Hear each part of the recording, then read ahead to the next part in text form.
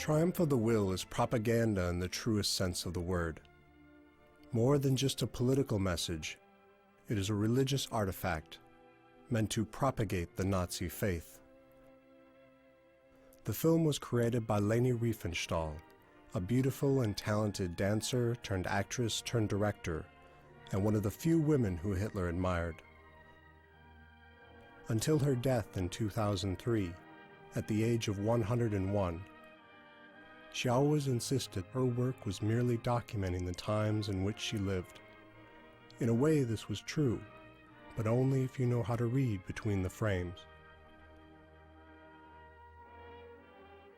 Triumph begins among the clouds, with Hitler descending upon his followers like a god.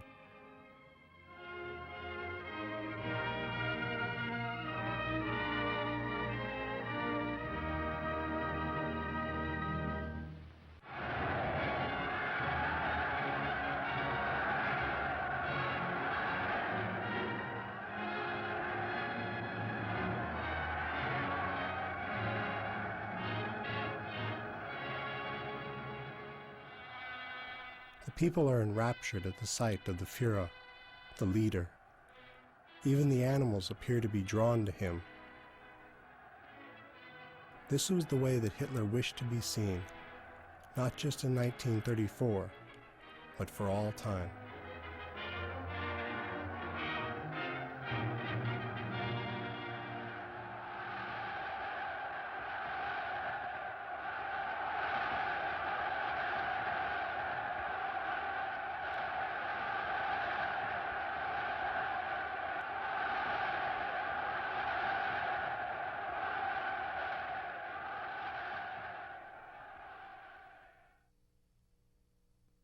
Germany calling, Germany calling, Germany calling. Here are the Reichs under ambush, Station Bremen and Station DXB on the 31-meter band. You are about to hear our news in English. Headline news. Heavy German bombers directed a large-scale attack against Portsmouth. The new German Blitz attacks are more nerve-wracking than the bombardments of 1940 and 1941, writes Newsweek. Field Marshal Rommel is again on the French west coast on a tour of inspection. The Soviet General Zhurablev points out that Germany could never be conquered by means of bombing raids.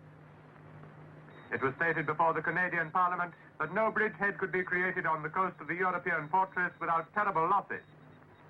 The French paper Le Nouveau Temps writes that the Anglo-American air raids are directed against France more than against the German army. General Martin declared that the Allied air forces could not eliminate the German supply routes. The Daily Herald stresses that the German defense system in southern Italy is stronger than anything the Allies have hitherto encountered in this war. The Swiss president stated that Switzerland will energetically defend her vital rights to national existence. The London announcement that industry would not be taxed additionally has led to general increases in prices.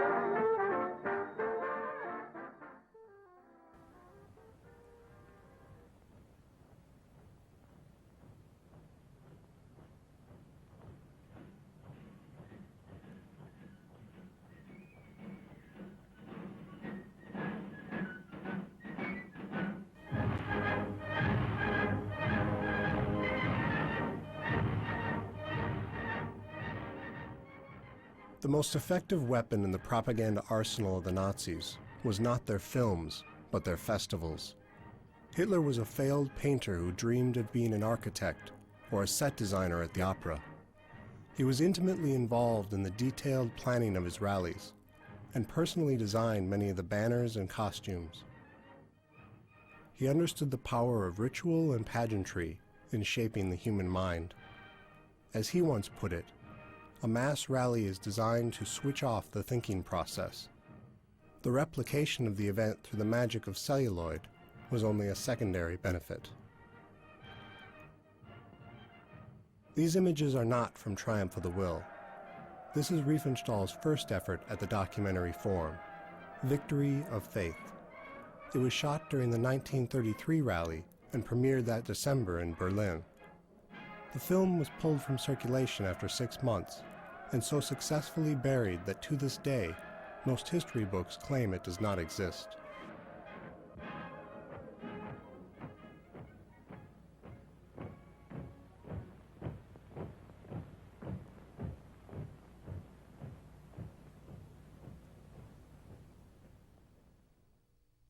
"1933 was the year the aged President Paul von Hindenburg relented to the popularity of the National Socialist German Workers' Party and appointed Hitler to the position of Chancellor.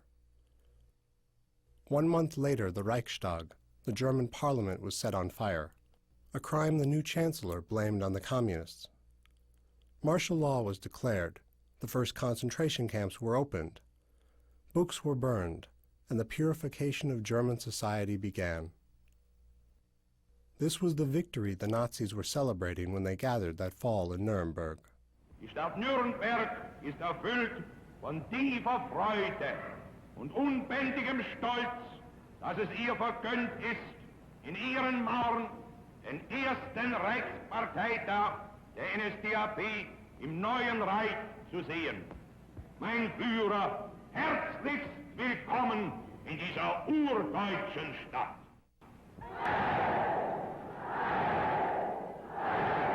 Der Nationalsozialistischen Partei der Stadt Nürnberg für die Zukunft Glück und Gedeihen und glaube, dass die Parteiteile unserer Bewegung mit beitragen werden, den Ruhm dieser alten deutschen Stadt nur noch zu vertiefen und der Welt noch mehr zum Bewusstsein zu bringen. Die alte deutsche Reichsstadt Nürnberg heil!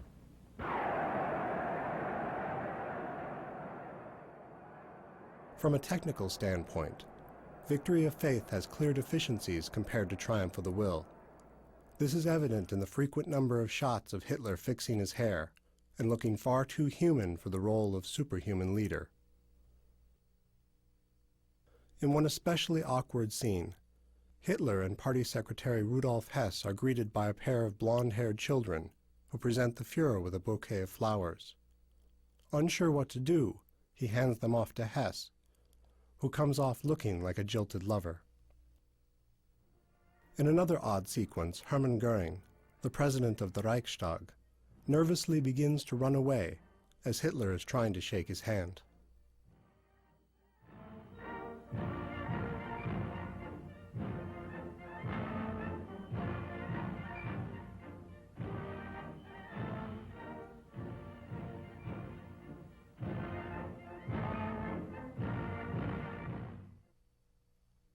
Triumph of the Will was not a sequel, it was a remake, designed to supersede Victory of Faith and make clear the relationship of the leader to the led. In the month leading up to the 1934 rally, Riefenstahl, Hitler, and Joseph Goebbels, the Minister of Propaganda and Public Enlightenment, had numerous conversations and planning sessions. This time around, the camera would not be a passive observer. It would be an active participant. One of the many tactics that Riefenstahl developed to improve Hitler's image was to shoot him from below against the open sky. This made his figure appear more impressive and Führer-like.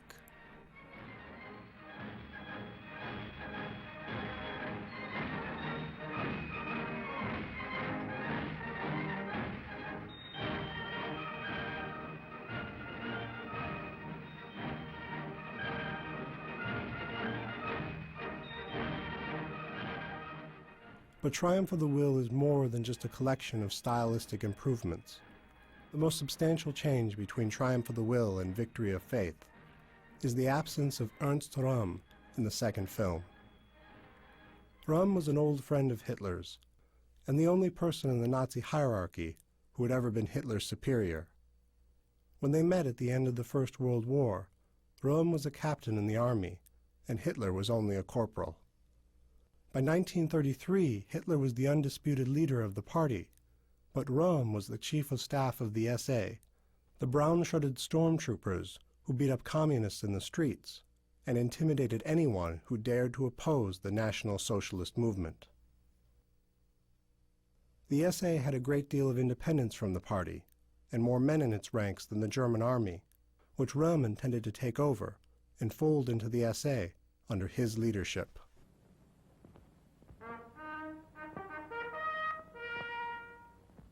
Meldet dem OSSA-Führer 100.000 Mann SA, Daheim und SS zur Parade vor dem Führer angetreten.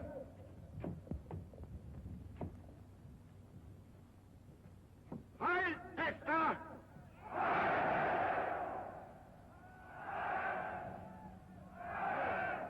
Röhm's prominence in Victory of Faith is a strong indication of his importance at the time. He is Hitler's co-star. No one else in either film is invited into Hitler's convertible to watch the parade of party units, or given as much screen time with the Führer. Röhm was an intimidating figure. He had saber scars on his cheeks and reconstructive surgery on his nose from a gunshot wound.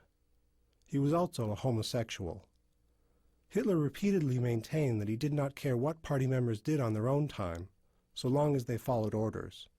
At some point, however, the German military made a secret deal with Hitler that caused him to change his position. One summer weekend in 1934, several hundred individuals, most of them party members, were rounded up and shot without trial in what came to be known as the Night of the Long Knives.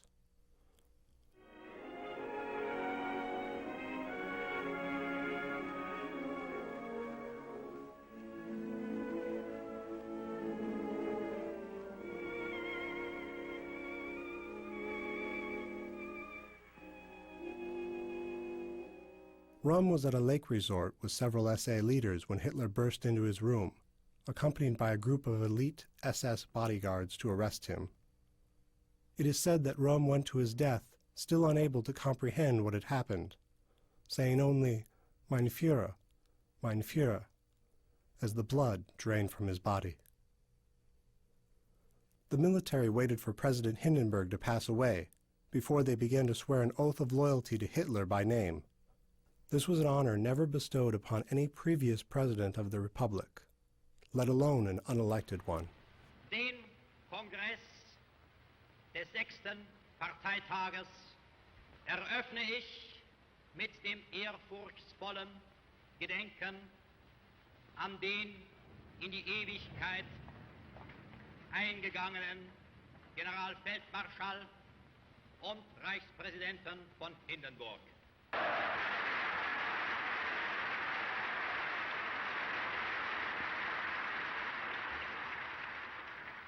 Mein Führer, Sie sind Deutschland. Wenn Sie handeln, handelt die Nation. Wenn Sie richten, richtet das Volk.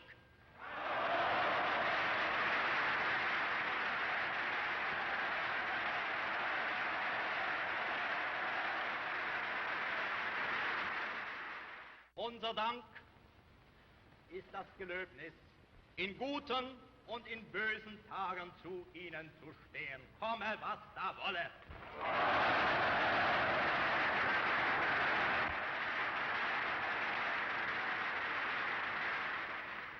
Sie waren uns der Garant des Sieges.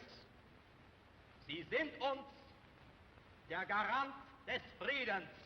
Adolf Hitler! Sieg Heil! Sieg Heil! Sieg Heil!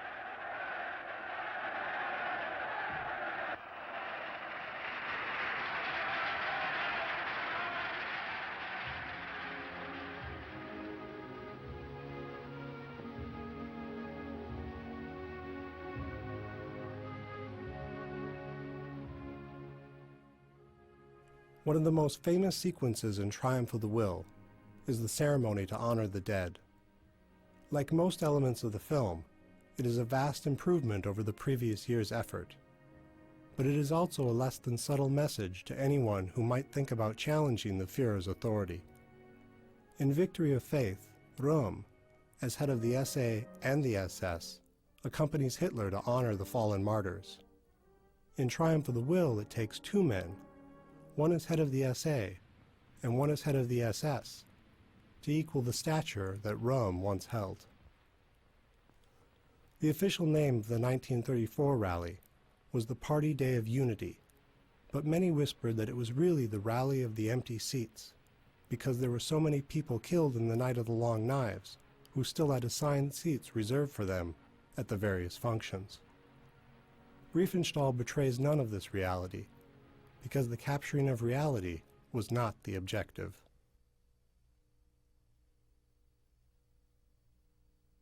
Hitler chose the swastika as the symbol of his movement because it was an ancient sign of good luck and good fortune. Today it is common to use the word Nazi and fascist interchangeably, but Hitler and his comrades never used either of these terms to describe themselves. They were National Socialists, and like all socialists, they felt that they were the highest and truest form of socialism. Like all progressive activists, they had many achievements to brag about.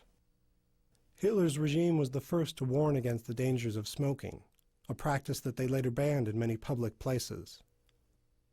They passed laws on animal rights and put inmates at Dachau to work, making organic honey.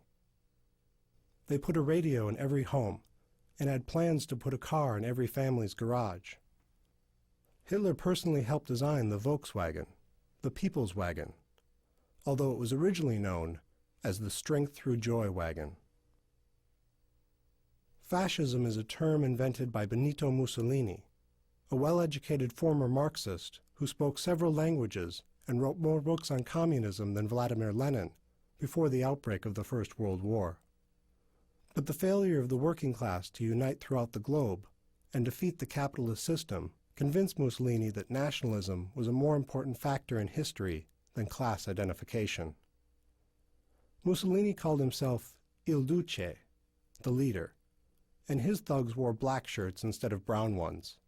But the fascist ideology he claimed to create was basically a National Socialist state, modeled on previous theoreticians that the Nazis had also looked to.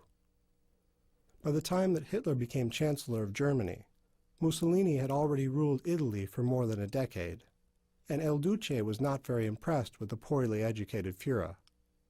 Nevertheless, Mussolini sent a representative to welcome these new upstarts into his revolution. Der Vizesekretär der faschistischen Partei, Exzellenz Professor Marticati, will einige Worte an den Kongress richten.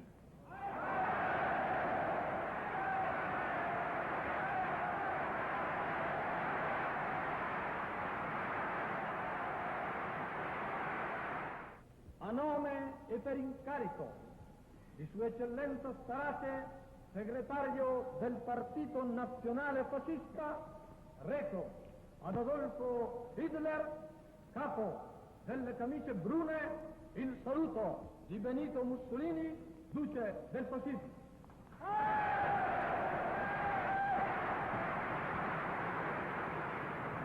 Esprimo l'augurio più fervido che l'attuale grande convegno di Norimberga sia veramente una nuova tappa sulla via del sicuro trionfo dell'idea fascista nel mondo.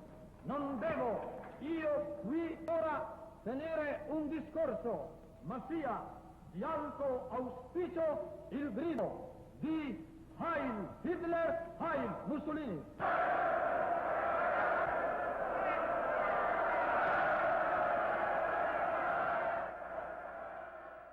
Hitler would never again take a back seat to Mussolini, and by the time they joined forces with Imperial Japan to form the Axis powers, it was clearly Il Duce who had joined the Führer's revolution.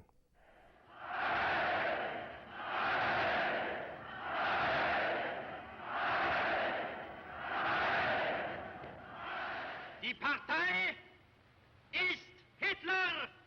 Hitler aber ist Deutschland, wie Deutschland Hitler ist. Hitler, Sieg! Sieg! Sieg!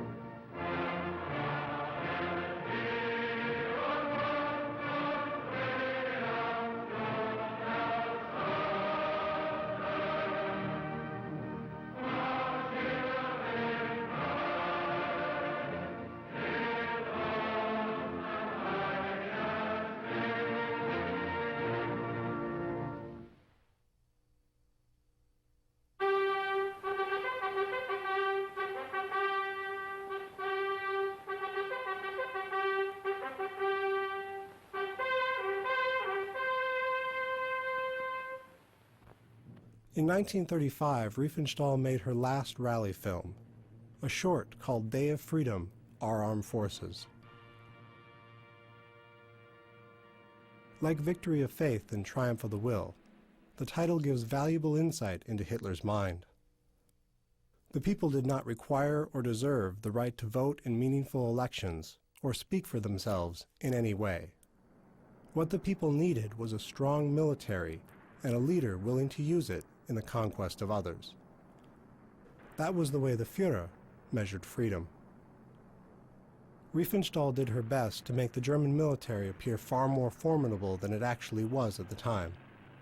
According to the Versailles Peace Treaty that ended the First World War, Germany was forbidden from expanding its army and navy or building an air force. But Hitler gambled that no one would take action against him if he defied the world. And he was proved right, time and time again. Throughout the 1930s, Germany underwent an unprecedented military buildup that put the state in a huge financial hole. But few had the nerve to ask how Hitler planned to balance the books, or what he was preparing for.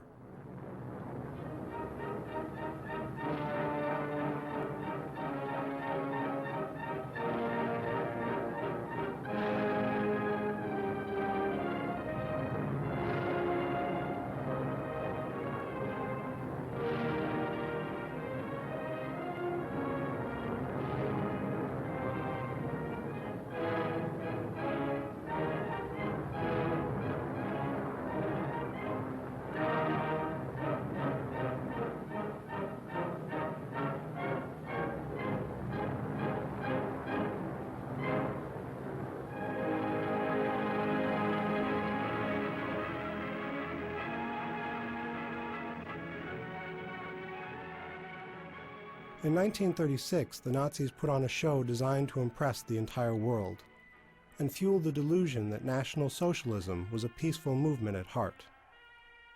The event was the 11th Modern Olympiad, which had been awarded to Germany before Hitler became Chancellor. This was the perfect opportunity for freedom-loving countries to voice their opposition to Hitler, but they chose to go along with the charade instead. As the New York Times put it, the event put Germany back into the fold of nations.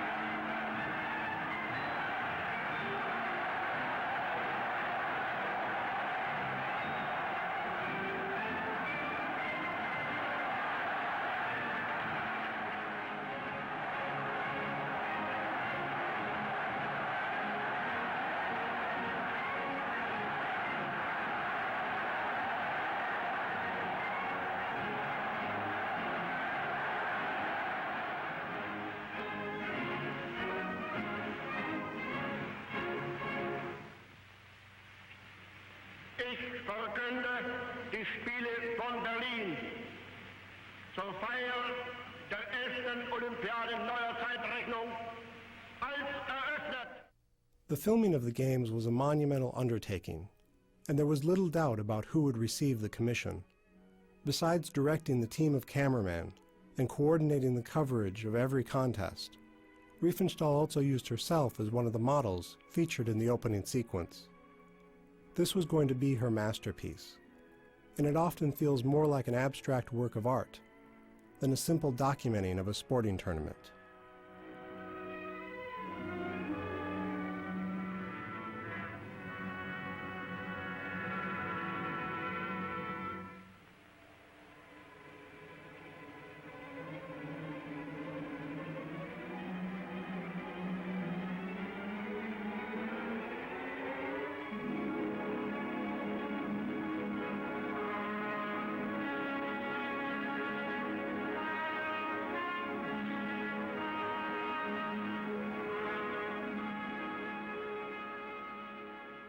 Riefenstahl knew that anyone interested in the outcome of the games, or a particular event, would already know that information. So she made it her priority to capture the indefinable qualities of what it had been like to actually be there and live in the thrill of the moment.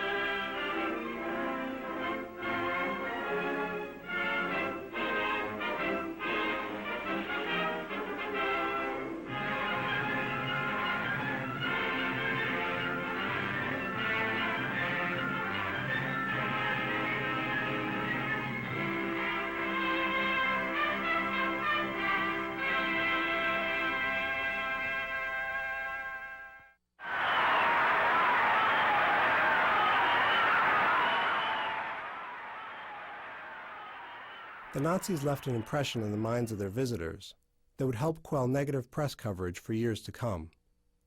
Berlin was stripped of all Jew-hating signs during the games. Local authorities were given orders to ignore criminal behavior, like homosexuality. And German journalists were instructed to treat all athletes with respect, even Negroes. The Olympic Village was an island of tolerance in an otherwise hostile sea. It took Riefenstahl 2 years to go through all the footage and edit it down into 2 feature-length films, Olympia, Festival of Nations, and Olympia, Festival of Beauty. Following their premiere at Hitler's birthday in 1938, Riefenstahl took her show on the road. But as she was on her way to America, world events overtook her. A Jewish man living in Paris shot a German official in France to protest the mistreatment of Jews in Germany. This incident was used as an excuse to send the SA through the streets of Germany, beating and murdering innocent Jews, destroying their businesses, homes, and synagogues. As a final insult, German Jews were forced to pay for the damages that they had presumably caused. When Riefenstahl heard about Kristallnacht, the night of broken glass, she denied that such things could be happening in Germany. But the American press wasn't buying it, and nobody wanted to screen her films. So she returned home to face the truth.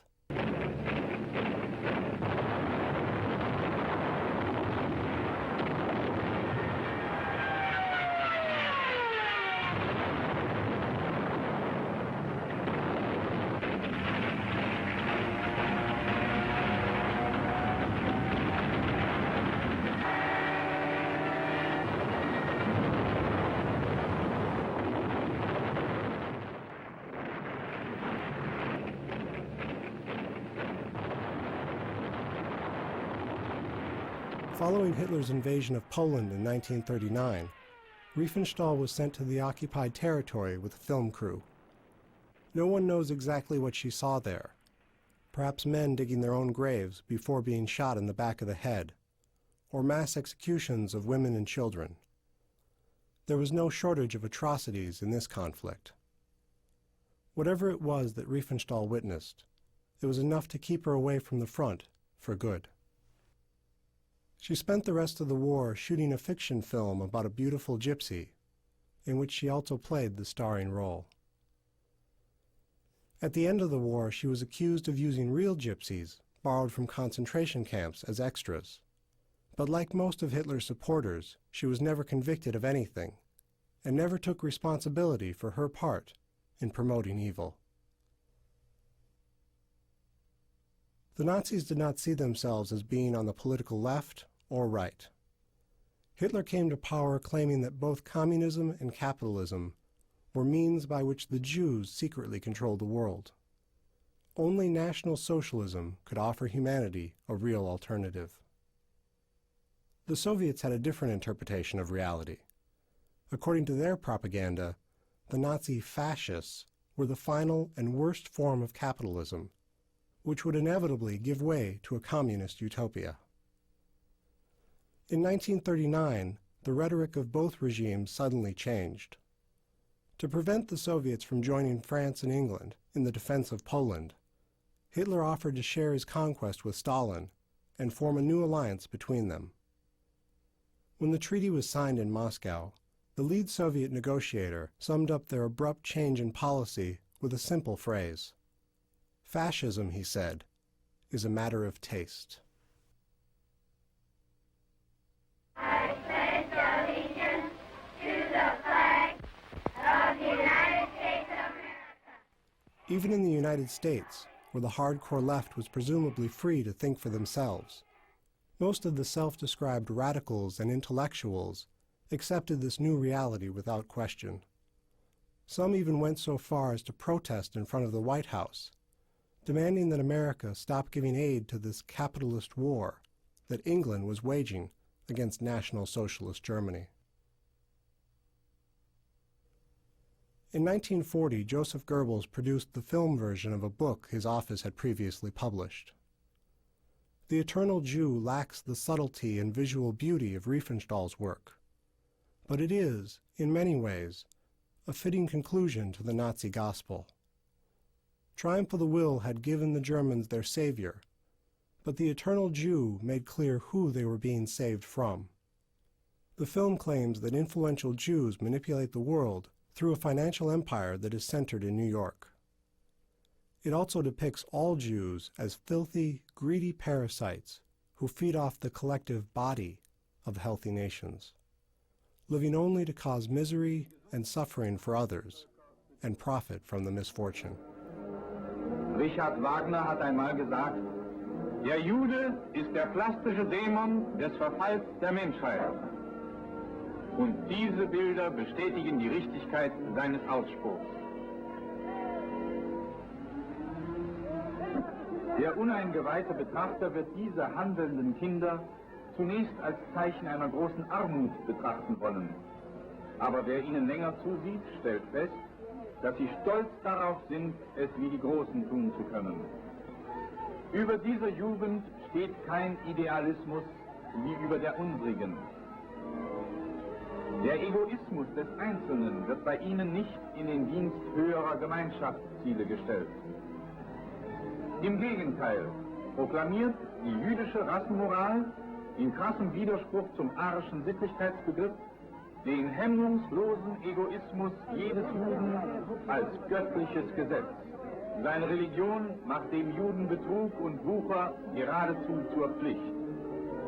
Im 5. Buch Moses heißt es beispielsweise, dem Fremden magst du um Wucher leihen, den Fremden magst du übervorteilen, deinen Bruder aber nicht, auf dass dich Jahwe, dein Gott, segne in allem deinem Tun. Das heißt also, für den Juden ist das Geschäftemachen eine Art heiliger Handlung. In the film's most infamous sequence, the migration of Jews through international trade routes from the Middle East to Europe and the Americas is compared to the migration of another creature, the rat. Wo Ratten auch auftauchen, tragen sie Vernichtung ins Land, zerstören sie menschliche Güter und Nahrungsmittel. Auf diese Weise verbreiten sie Krankheiten, Pest, Lepra, Typhus, Cholera, Ruhr und so weiter.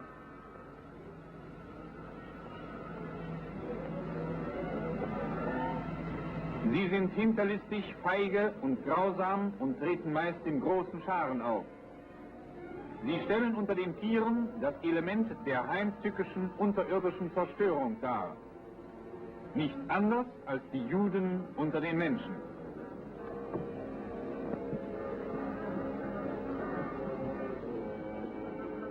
To make sure that the message was not misunderstood, the Eternal Jew concludes with a speech that Hitler gave prior to his attack on Poland.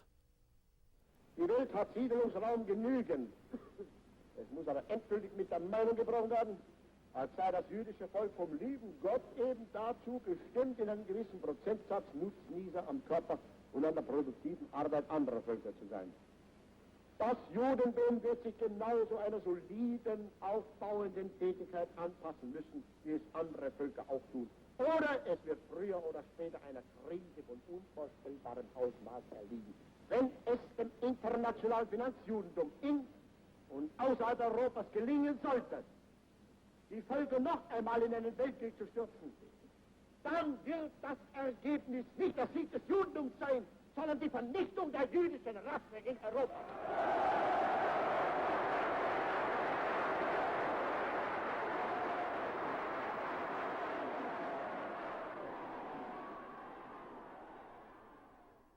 Soon after the release of the Eternal Jew, Hitler decided to betray Stalin and attack Russia.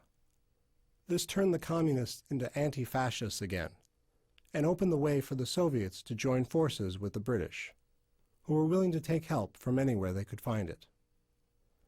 Great Britain had been allied with France, but the French surrendered to the Nazis in exchange for limited autonomy over their own state. The French may not have enjoyed living under Hitler's thumb, but they were extremely cooperative when it came to rounding up Jews for the gas chambers, and they were openly hostile to American and British POWs who were marched through the streets of Paris. Like the Germans, the French told themselves that they were doing what was necessary to protect their way of life from the evil Jews and their Anglo-American puppets. Ici Londres, les Français parlent au français. Patience, nous arrivons.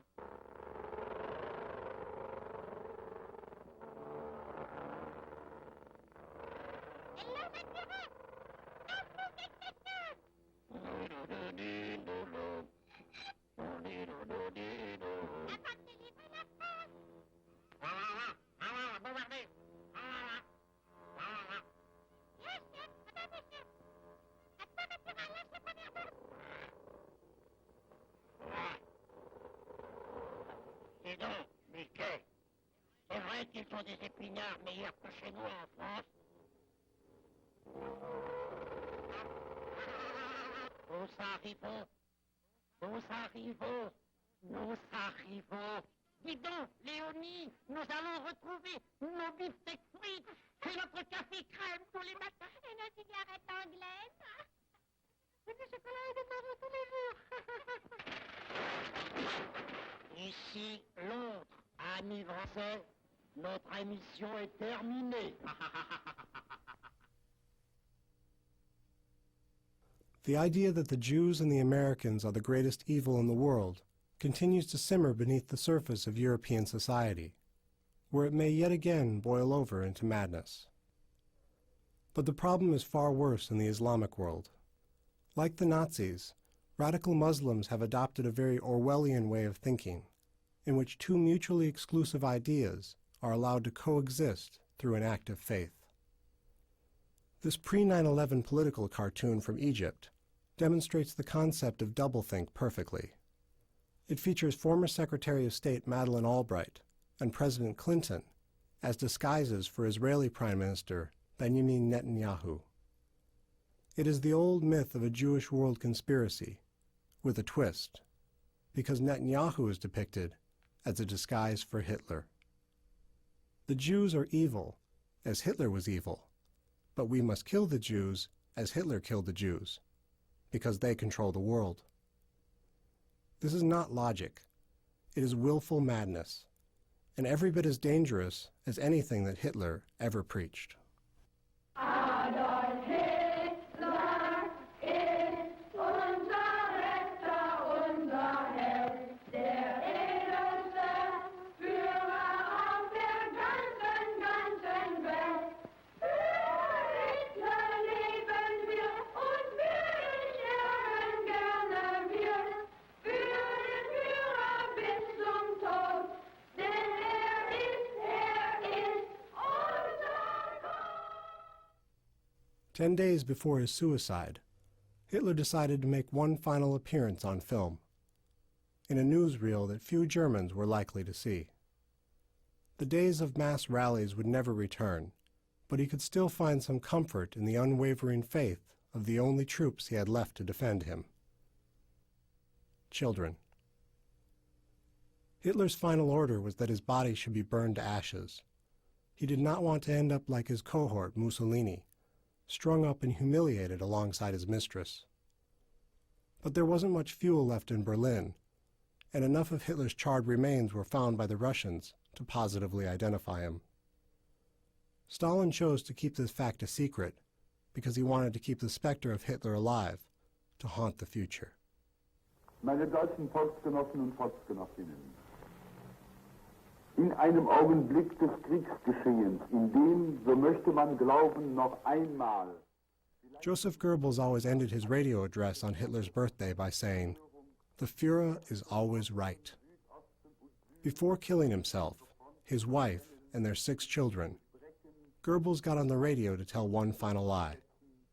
The Führer, he said, was killed fighting alongside his fellow soldiers in the streets of the capital.